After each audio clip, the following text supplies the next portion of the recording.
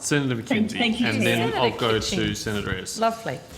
Hi, I'm back to ask my questions. Have we got the right officials? We do, and Ms Excellent. McGregor will join us at the table, and she will start with your first question, which is around whether or not Something the that was national... spruiked as a decision of National Cabinet. Whether or not it was a Yes. decision of National Cabinet. Yes. And Ms McGregor is ready to... Except I'm just getting my name Get the name tag from the glasses. Thank you so much, Ms McGregor. Leonie McGregor, So- First Assistant Secretary, Cabinet Division. Did you want me to run through the... Read the Yep, question sure. again, Senator. So Thank you. on the 31st of March, Victoria's Police Minister Lisa Neville announced, and I quote, a decision of National Cabinet to put a temporary ban on access to firearms. She did that at a press conference.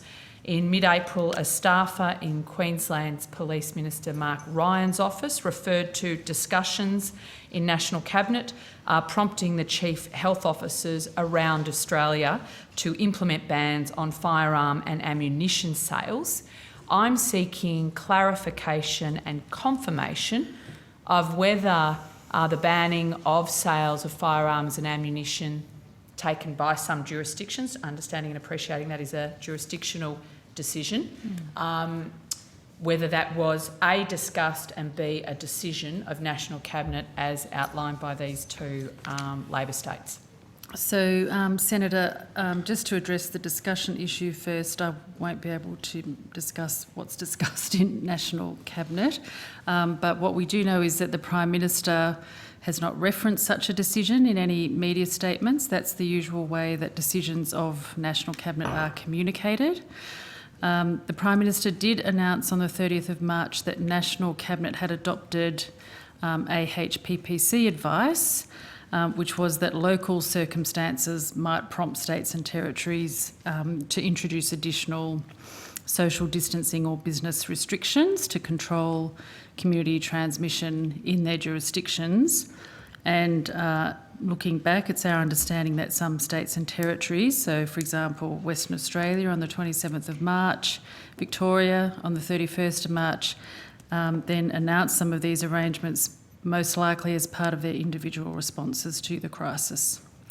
And that makes sense because states have responsibility for regulating firearms under the National Firearms Agreement. So the advice that informed the business restrictions that individual jurisdictions could implement So that came from the AHPPC. the Prime Minister Yep. announced that and he on the announced 30th that. of March. So did that include advice? What sort of level of advice did that have? Who provided that? And I'd have to take that on notice. where Senator, do I go sorry. to get the answer to that question? Potentially to the AHPPC. So typically, Senator, the Chief Medical Officer of the Commonwealth represents the Yes, so I might go AHPPC there. Yep. at National Cabinet. Thank you.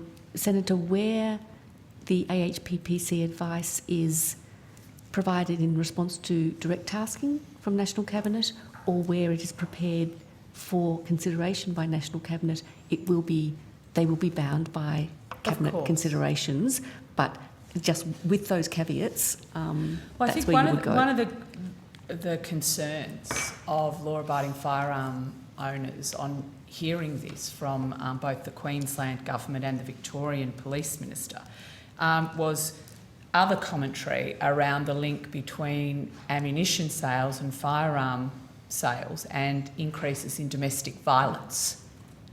So I really would like to get to the bottom of who and how that advice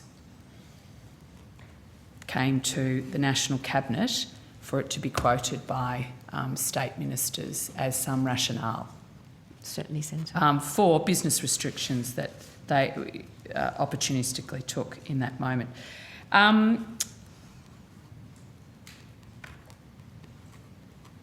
Are there any decisions made by National Cabinet that haven't been announced by the Prime Minister or communicated in the usual way you outlined? Oh, Senator, it's overwhelmingly the case that the Prime Minister comes out of each National So it Cabinet. would be very unusual and for lists Cabinet to the have made a decisions. decision that wasn't within a communique? Yes, Senator, because as you can appreciate, the decisions of National Cabinet in response, which have been primarily around the COVID response, it's been necessary to communicate those in order for them to be implemented. No worries, thank you. I'll follow up with the Chief Medical Officer. So there seems to be, we can't provide, we can't say whether a decision has been made or not by the National Cabinet, despite a Minister of the Crown saying it was so. An email obtained by the Brisbane Times from Victoria's Police Licensing and Regulation Branch wrote to firearm dealers in that state on the 31st of March stating that, and I quote, "Following a decision by National Cabinet, the Licensing and Regulation Division has been advised there will be a suspension of all firearm transactions, including sale, hire and loan of firearms and ammunition for the reasons of sport or target shooting, clay target shooting and recreational hunting." So this is actually an email that's gone out publicly referencing again a decision of National Cabinet.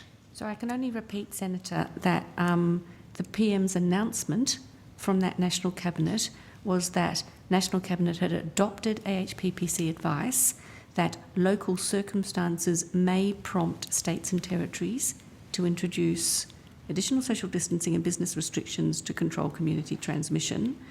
And we understand that some of the states and territories may have announced these arrangements as part of their individual responses to the crisis. So, are you aware of an increased likelihood of COVID-19 transmission through the use of a firearm or participating in shooting sports or hunting? I'm not, Senator. Neither am I. But I might follow that up with the CMO as well. What about the local... You spoke about local circumstances that may precipitate a particular state putting in restrictions. Ms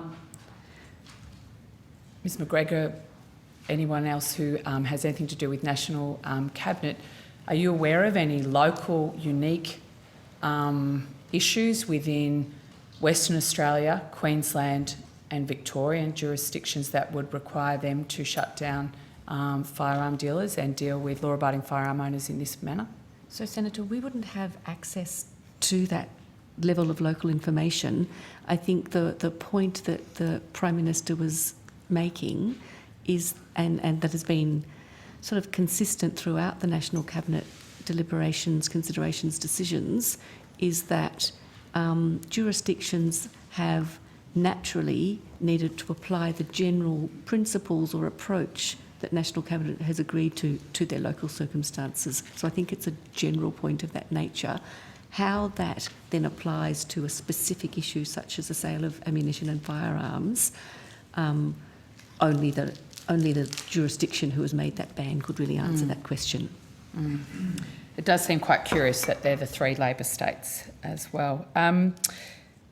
Has anything, and Ms McGregor, you might be able to, given that there's state ministers, divisions out there saying that this was an actual decision, the closure was an actual decision of National Cabinet, has anything been done from the National Cabinet Secretariat or individual members to sort of have a quiet chat about declaring things that are a decision of National Cabinet that aren't?